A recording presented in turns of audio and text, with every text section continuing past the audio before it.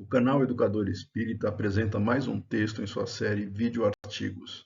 Tema: A prudência perante questões controversas. Autor: Marco Milani. Ao discorrer sobre o porquê do Espiritismo não se posicionar abertamente sobre questões controversas, que podem parecer claras e resolvidas para uns, mas não para todos, Allan Kardec destaca a relevância da prudência. Assim ocorreu com relação à teoria da geração espontânea, a qual se propunha a explicar a formação de determinados seres vivos nos reinos vegetal e animal. Apresentada na obra A Gênese como uma hipótese, corroborada por alguns pesquisadores, enfatizou-se ser prematuro o seu apoio incondicional. Ao contrário, Kardec finaliza a abordagem desse tema recomendando legar ao tempo o aprofundamento científico adequado, caso algum dia ele possa ser devidamente investigado.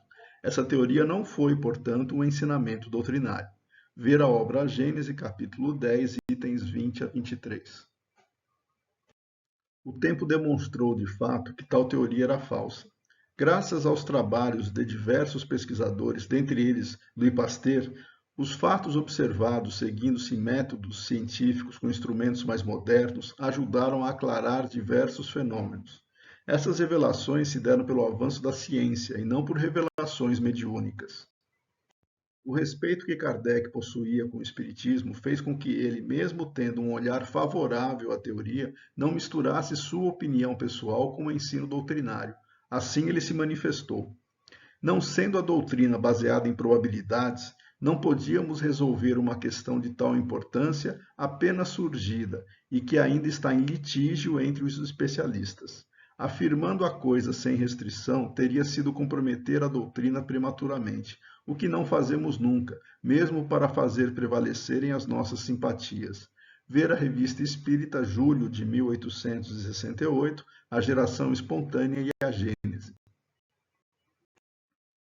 Kardec enfatiza que o Espiritismo não estabeleceu nenhum princípio absoluto sobre uma opinião particular, seja de encarnado ou desencarnado, mas somente depois que esse princípio recebeu a consagração da experiência e de uma demonstração rigorosa, resolvendo todas as dificuldades da questão. A mesma sensatez e prudência deveríamos aplicar individualmente quando expressamos algo sobre assuntos abertos, sem direcionamento fundamentado em fatos e na razão, apenas em hipóteses e argumentação opinativa. Temas que claramente dependem de uma ampliação do conhecimento sobre a realidade espiritual e sobre o processo evolutivo do ser, ainda que delineados nas obras fundamentais do Espiritismo, não podem ser afoitamente concluídos por suposições ou hipóteses. Um claro exemplo de questões com essas características é a evolução das espécies orgânicas e do princípio inteligente. De maneira infundada, alguns adeptos supõem que todas as possibilidades de combinações materiais para a formação de corpos que o princípio inteligente se servirá para a continuidade de seu desenvolvimento espiritual estão representadas e restritas ao planeta Terra e desconsideram os infinitos planetas e ambientes no universo que esses corpos podem se formar. Em outras palavras, tentam atrelar a cadeia evolutiva do princípio inteligente desde a sua criação até o momento que desperta para a razão e adentra na humanidade a este minúsculo orbe e suas espécies do passado e do presente. A solidariedade entre todos os seres no universo faz com que se considere o processo evolutivo em todos os inúmeros planetas, não somente em um. Inútil tentar localizar na Terra um elo perdido que ligaria o animal mais desenvolvido com o homem mais primitivo, sob a perspectiva espiritual. Uma vez que os animais também estão presentes em mundos superiores e em estágios mais aperfeiçoados. A afirmação de que não existem animais na erraticidade não é uma opinião, mas o produto de um ensino coletivo que foi registrado em diferentes passagens.